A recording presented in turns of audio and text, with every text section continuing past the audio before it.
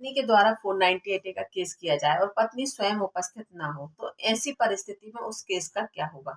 तो पत्नी अगर उस केस में उपस्थित नहीं होती है, तो यहाँ पर आप ये समझ लीजिए कि पत्नी की उपस्थिति गवाही के समय प्रमुख होती है। पत्नी अगर उस समय में उपस्थित नहीं होती, तो पत्नी को एक आईओ के थ्रू नोटिस भेजा जाता है। पत्नी अगर उस नोटिस पर उपस्थित नहीं होती है, तो पत्नी को यहाँ पर एक वेलेबल वारंट इशू किया जाता है।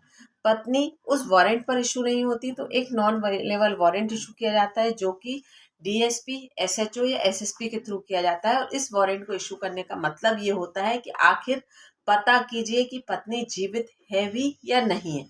पत्नी इस सारी प्रोसेस पर भी न्यायालय के समक्ष उपस्थित नहीं होती, तो उस केस को खारिज कर दिया जाता है, क्योंकि जब तक जो आरोप लगा रहा है और वह आरोप आकर साबित ही नहीं कर रहा या उस केस में कोई भी नई दिशा नहीं दे रहा है, तो सामने वाले पक्षकार को किसी भी प्रकार से गुनाहगार नहीं माना जा सकता।